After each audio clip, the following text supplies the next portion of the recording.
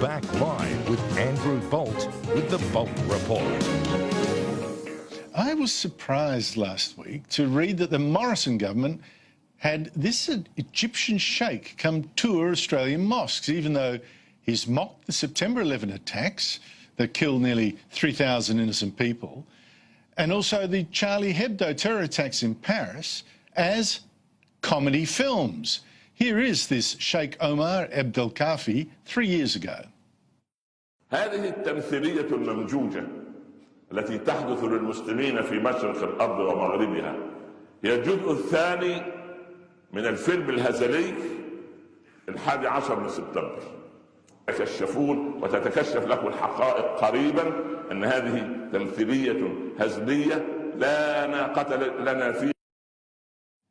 And this sheikh has also denounced Jews and Christians. Now, the reason I am surprised is that this dangerous fantasist was allowed in is because of this. The same Morrison government won't let in Milo Yiannopoulos, a gay man, an author, a libertarian, a provocateur who's never excused terrorism or engaged in wild conspiracy theories about who actually done it. As I told you last week, Yiannopoulos cannot get a visa so far for his own speaking tour here because the Immigration Department says he was controversial and rude the last time he came, which he was, and so what?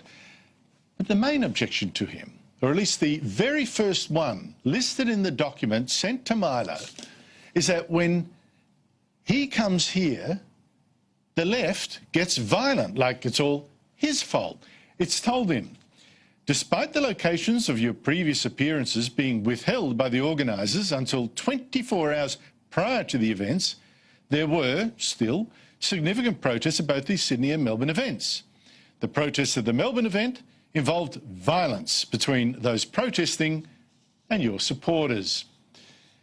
Well, what this actually means is that the violence by the left, because they initiated it, and they were the perpetrators of most of it, if not all, this means if the left starts bashing your audience or attacking you, then you can't come in.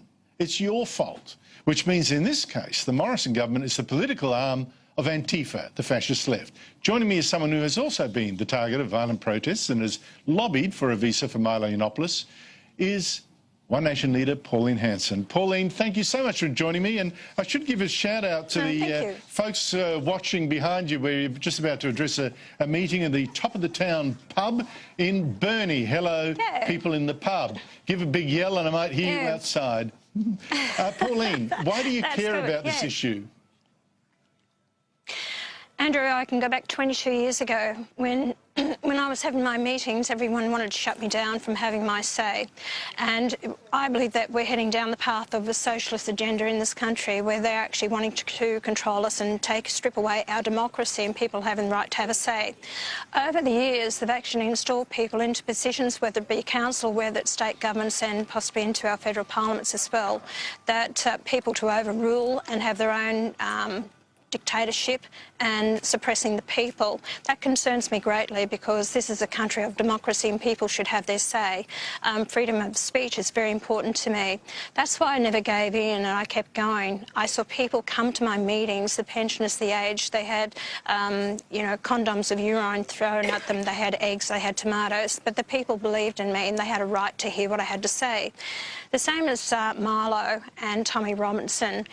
You know, if we strip away from the people the right to hear who they want to, we're losing our democracy and we're letting those others control our thought. And that's, again, the thought police. And people will have their say. Let them hear what these people have to say, especially if they're not going out there to say you must go out and harm people. I think that's a different matter. We've allowed people into the country like this Sheikh Omar, and there was the Pussy Riot. Now, these people were, Pussy Riot, they were actually imprisoned in Russia, and yet they have allowed them to come into the country and they're actually telling people to go out and protest. So that's what I'm saying. These people should, you know, we're stopping the wrong people into this country, especially if they're promoting violence on our streets and to go out and protest. And I found over the years, and Milo has found it, those people who go and protest, it's not in a nice, well-mannered, orderly way. It's full of violence. Well, And that's what when they it comes do. to the They- pussy, they when it hurt comes to the people. pussy, yes, when it comes to the Pussy Riot people, I don't know their case well enough, but as I understand it, they were protesting against the authoritarian and anti-gay policies of Vladimir Putin. So from that point of view, I don't care that they come in and probably even welcome them. But with Milo Yiannopoulos, But when what have you done in his advocate to go support? out and, right. I've actually written to the minister. I've actually sent letters to them. I've actually advocated. I'm on the phone. I have text. I'm trying to get responses. And actually, David Coleman, the Minister Coleman, said, look, Pauline, I'll have an answer to you tomorrow. Or then that was on the Friday. We're going back last Friday week. And then he said, well, I should have an answer by the department on the Monday. I rang him on the Monday. Still haven't heard anything. So they keep, you know, glossing it over, and they're trying to keep me at bay, and they still want to make an answer. I think that is weak. I think it's gutless. He has no reason to stop Milo from not coming in the country, or Tommy Robinson. They're not advocating violence. You may not agree with everything they say, as long as they don't go out there to advocate violence. If you want to actually stop someone, stop the protesters with their violence. They're the ones that should be stopped, but they're reluctant to do it because the police are told not to do anything about them. And I blame state governments and I blame local authorities if they allow this to go on. But why do you think David Coleman, the immigration minister, is stringing this on? This has been going for ages, by the way. So far, the costs, as I understand it, of Milo Yiannopoulos getting a visa have risen to $17,000 for, you know, having to apply and wait. What are they trying to do you really think, and why? Well, I can't see any benefit to them for shutting it down, because have we got that many socialist voters in this country now that they're trying to appease to the left? They know they'll get the right side of politics voting for them, so are they appeasing to the socialist side? And it's a real shame. I think both sides are.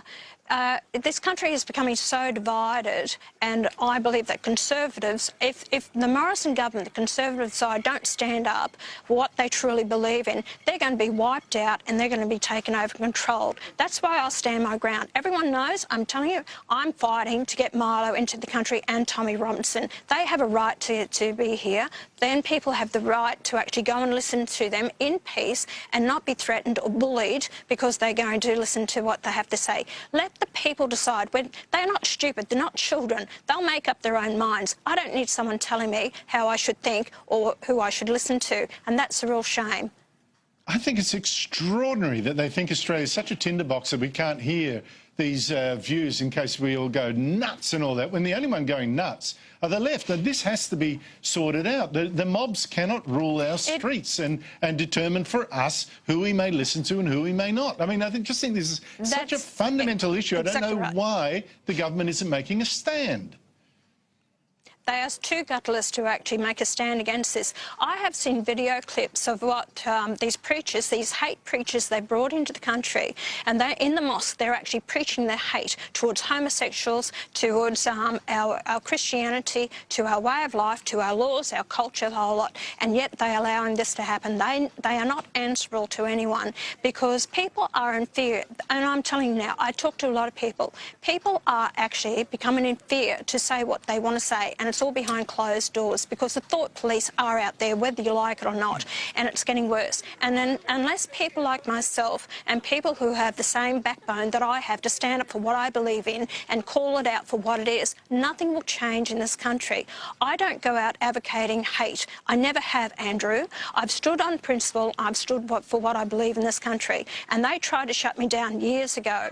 But the people have woken up to that and understand, I really care about this country, but fight for our democracy. We've had too many people lose their lives and fight for our freedom. Freedom is very important to us. Don't just throw it away so easily. I call on people, stand up for what you believe in. The public should not be treated like idiots who can't decide for themselves what they may listen to or not. Just finally, quickly, you mentioned people not being free to speak their opinion. We're seeing that a lot with some of the crowds going after defenders of or supporters or whatever, sympathisers with George Pell. What do you make of that?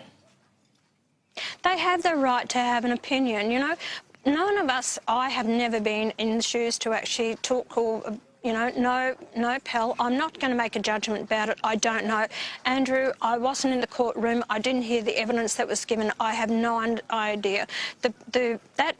The complainant against George Pell, he knows the true stories. Sometimes, you know, we never get the real truth out of it. Is the man guilty? Is he not? I don't know the truth. And, you know, I'm not going to condemn anyone that is, you know, making their opinions about it or judgment. A lot has come out since the case. If it goes back to trial again, is he ever going to have a fair trial now based on what's been put out in the media? I don't know. You know, I've been through the system myself and I was found guilty when I was actually innocent and should have been charged in the first place. So it's hard to say. I just hope they get it right. Pauline Hanson, thank you very much indeed for your time. My pleasure. Thank you. The panel after this.